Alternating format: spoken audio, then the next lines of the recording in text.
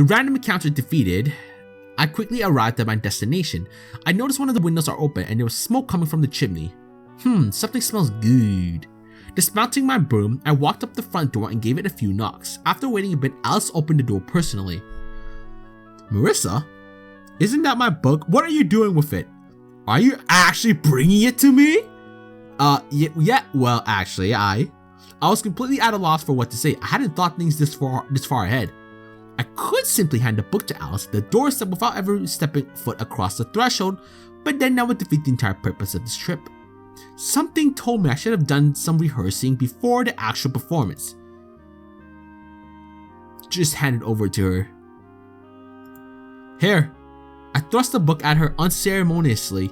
Okay, fine, I'll take it. Well, I mean, it's mine in the first place, so... She took the book from me and glanced down at it suspiciously for a bit, as though she thought it might explode in her face at any moment, and then looked up at me.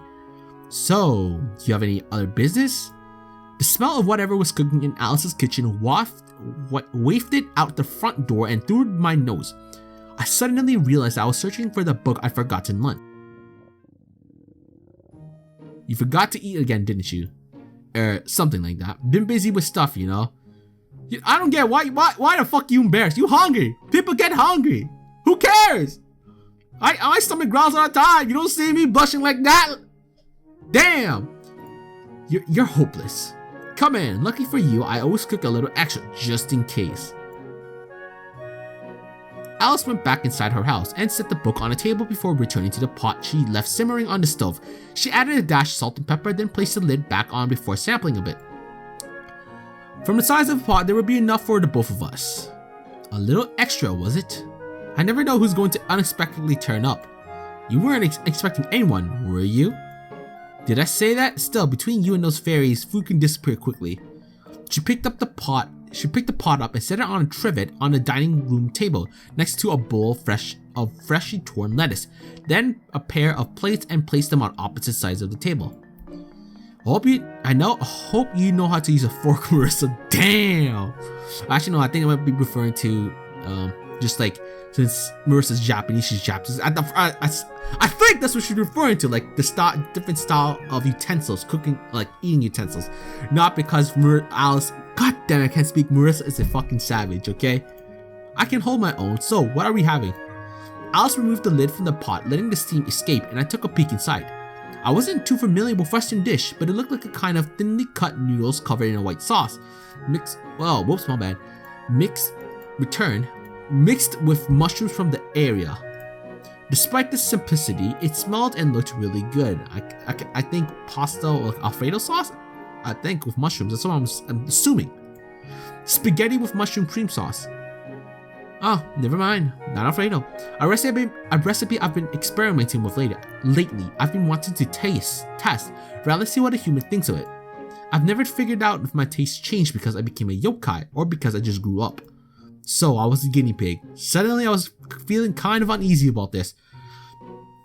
But Alice had already began scooping it into my plate. Well, this was Alice, so she wasn't likely to be eating poison, just because. The only things in here that might be dangerous were the mushrooms, and all the ones I could see were perfectly safe. Well, bon appetit. Yeah. The first thing that came to my mind was, this is really good. It was much richer than anything I could make, to say the least, and I was pretty confident about my mushroom-based cuisine. Yeah, man, the 5 out of 5 star cuisine of mushroom-based, man. So, how is it? If this is how meals are at your house, I wouldn't mind coming over more often. As if I would cook for you all the time. Find someone else to be your personal chef.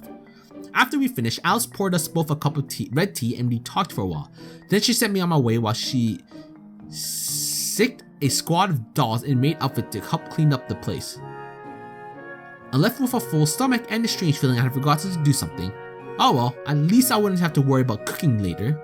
Now that I had returned the book, I turned my thoughts to other matters.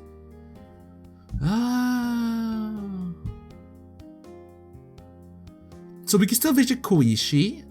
Okay. So it seems like all this... I feel like these options can boost our stats, like last time, because when we took one, we boosted one of our stats. But I'm kind of curious about Koishi, so I want to talk to her.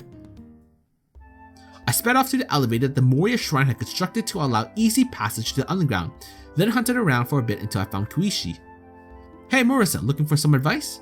Yeah, sorry to ask this out of you, but I was wondering if I have any chance getting help with Iente. The doctor, right? She's a difficult mind to handle. Still, I figured that you might have a good chance if you find some way of making it interesting. Aim for her pride. That shouldn't be too hard with a Lunarian. True, but don't get too smug. You magicians can be almost as arrogant about your search for knowledge. You're just willing to sacrifice more things along the way. You're thinking of Patrully there. Well, she is the most obvious about it, but you're similar. That's why she's starting to warm up to you, I guess? I chatted a little bit with Koichi, then headed back to the surface to get some sleep. Okay, so it looks like we're gonna have to deal with Iente from the sounds of it. I'm down with that. The morning had started off well enough, but then I found myself once again lost inside that bamboo forest. My reasoning was simple enough. When it came to immortality research, my best choice would be to go ask the immortals themselves. The Yakitori vendor couldn't tell me much, so I decided to go straight to the source. That was assuming I could ever get there. I always forget how much of a pain this forest was. Well, I might as well wander about until I find my way. Right. Nope, still lost. Right. Okay, no more rights. Okay. Perhaps I should just fly out of the forest, break in like normal. It's not like it'll hurt my chances that much. Just as a thought that I saw a pair of white ears through the bamboo. I guess that con man rabbit was here to bail me out. Or maybe it was the other rabbit. Hello, what's all the commotion over here? Marisa, what are you doing here? I came to visit. Visit? You mean Iente? Why would you need to go to Iente? Well, I was working on a potion and I explained the situation to Raisin. So you're working on a potion to make you into a yokai? Well, yeah, an immortality potion. I haven't fully mastered Erin's teaching, but I'm fairly sure that's not how the Horai elixir works. Moku is still human, you know. Semantics. It makes you not die, right? Well, if you put it like that.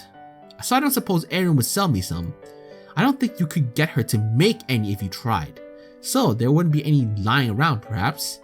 As if we would keep something that dangerous just lying around the house. Damn it, could you just lead me out of the bamboo forest then?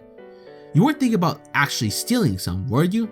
I wouldn't have actually drank it, I just used it for some experiments.